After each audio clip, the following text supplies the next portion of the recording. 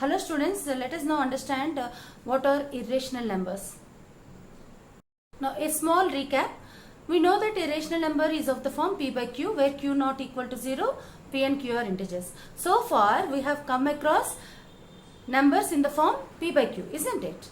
So are there numbers which are not in the form p by q where q not equal to 0, p and q are integers?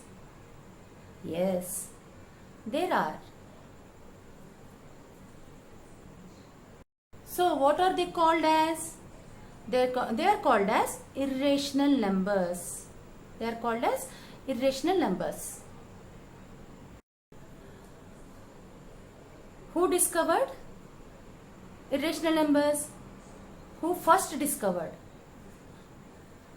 Pythagoreans in Greece.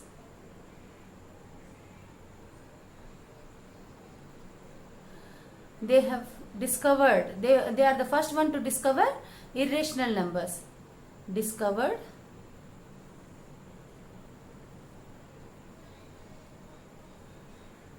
irrational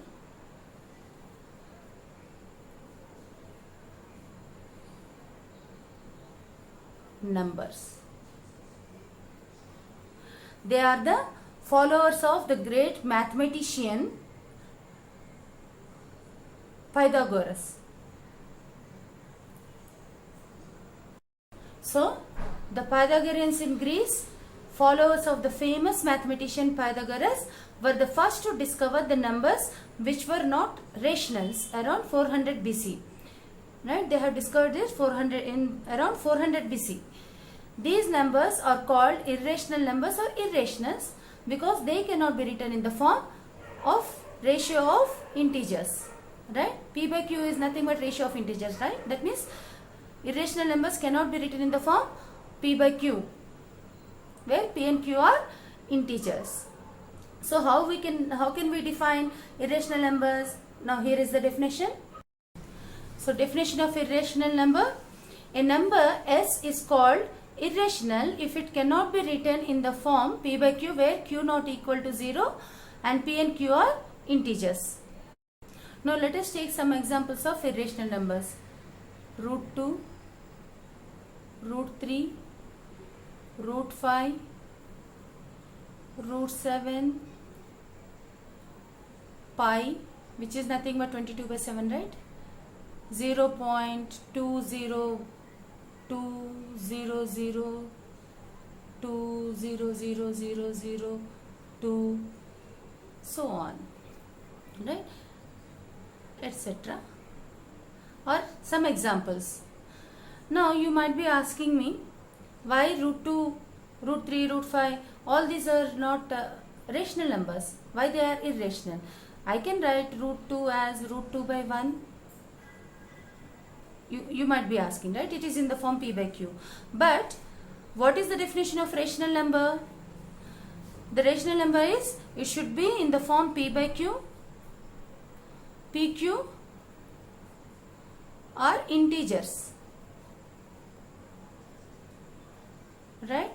This is called as rational number, isn't it? Whereas here in the numerator, this is not an integer.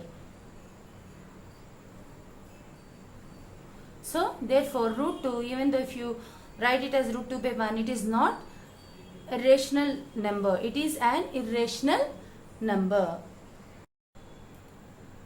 Now why 0.20200020002 so on is not a rational number? Because after the decimal point the numbers are not getting repeated as pattern, right? And also note that when we have taken this root 2, root 3, root 5, root 7, so on, okay, that is the square root symbol whenever we assume that it is a positive square root of the number, right? You know that if I can write root 4 as plus or minus 2, plus 2 or minus 2, right? So I will be considering only positive square root. We take square root 4 as 2 only. We will not be considering minus 2. So who proved that root 2 is irrational, root 3, root 5, root 6, all these are irrational numbers. Now, in approximately 425 BC, Pythagoreans proved that root 2 is irrational. Then Theodorus of Cyrene proved that root 3, root 5, root 6, root 7, root 10, root 11, root 12, root 13, root 14, root 15, root 17 are also irrational. Now following questions arise. How many rational numbers are there? How many irrational numbers are there? Now we know that, we know that there are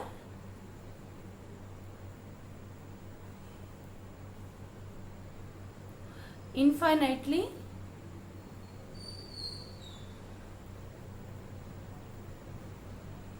many rational numbers.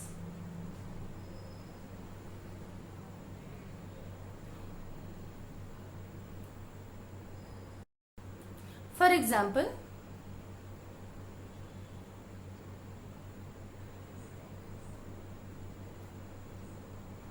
between 1 and 2, 3 by 2 is a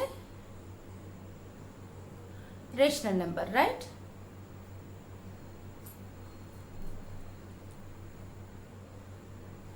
Is a rational number. Now, again we can find between 1 and 3 by 2 one more rational number, 5 by 4. So 5 by 4 is a rational number,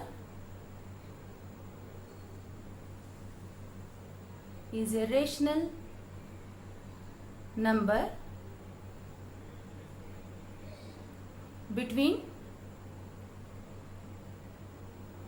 1 and 3 by 2. Right? Again between 1 and 5 by 4 we can find one more rational number, right? So for example, 9 by 8 is a rational number between 1 and 5 by 4.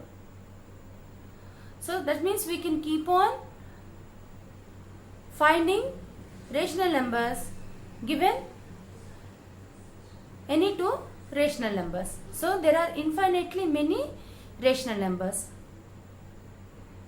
So it turns out that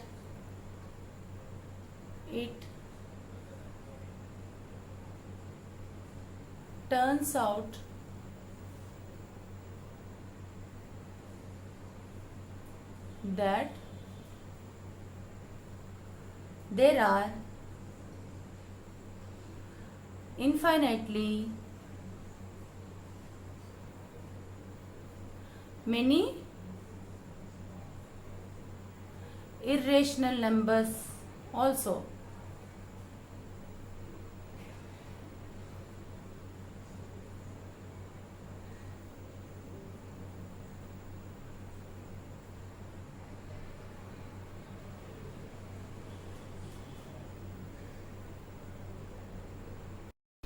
We know that there are infinitely many rational numbers and infinitely many irrational numbers, right? So what is the collection of these rational and irrational numbers together called as? It is called as real numbers. So that means we can write this as irrational numbers plus irrational numbers.